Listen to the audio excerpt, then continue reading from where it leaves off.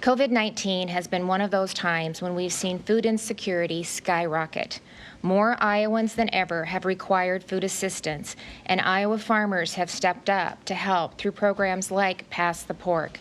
Today, I am pleased to announce that I have also allocated additional funding through the CARES state funding to sustain and grow this program, the Pass the Pork, and provide additional relief to our food banks who are working so hard to meet the needs of Iowans experiencing food insecurity during these unprecedented times.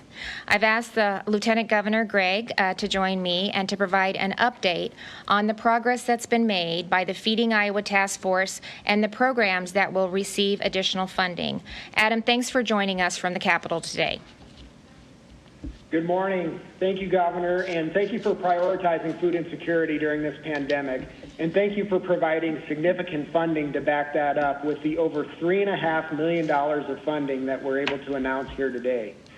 The Feeding Iowans Task Force has been looking at creative ways to deal with supply chain disruptions and other market impacts during the COVID-19 pandemic, which you've heard about in detail today. Specifically, we've been looking at ways to create our own mini supply chains. We're very blessed to have agriculture, livestock production, and food processing as key components of our state's economy. And we've been working on ways to leverage that fact to ensure that hungry Iowans have access to food. The funding Governor Reynolds is dedicating today allows us to do that in multiple ways. We've talked a few times today already about the Pass the Pork program, where pigs are donated and processed at local locker facilities, and the meat is donated to Iowa food banks.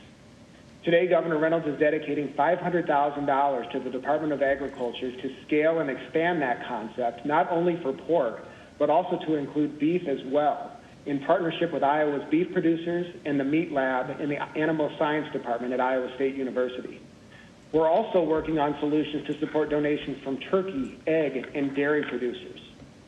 Along similar lines of creating our own supply chains, we've been hearing from food bank purchasing directors that they're struggling to procure some of their typical shelf-stable products like rice, oatmeal, and pasta through their normal distribution channels.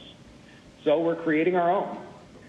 Governor Reynolds is dedicating $1 million toward the bulk purchase of these types of products.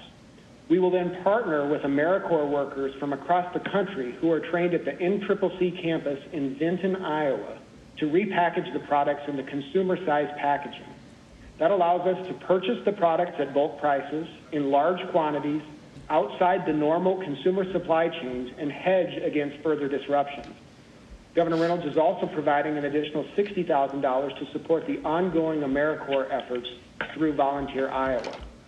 The governor is also providing $1 million in grants to Iowa's food banks to assist with the increased costs and challenges they're facing with food acquisition during this time, and also to cover increased supply costs.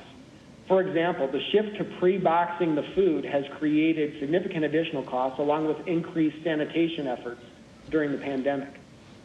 Finally, the governor is also dedicating $1 million to the Double Up Food Bucks program. Run by the Healthiest State Initiative, this program provides a one-to-one match of SNAP dollars to be used to purchase fresh fruits and vegetables at participating farmers markets and grocery stores. We feel this is a particularly good investment because it both helps Iowans in need and also helps our specialty crop farmers who tend to sell at farmers markets and who have experienced disruptions in their businesses as well.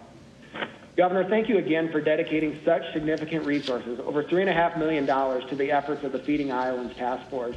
And thank you to the members of the task force who have worked so diligently to take on this challenge over the past few months. Along with the significant philanthropy and the generosity of Iowans, these funds will definitely amplify our efforts to address food insecurity during the pandemic. So with that, thank you, Governor, again, and I'll turn it back to you. Oh, thank you, Adam. And I want to thank you for your leadership on the committee and really to all the members, too, on the task force who have worked tirelessly to help Iowans that are dealing with food insecurity during these difficult times. Your leadership and the team, it is making a difference for so many Iowa families across the state of Iowa. So thank you again for your leadership. I appreciate it.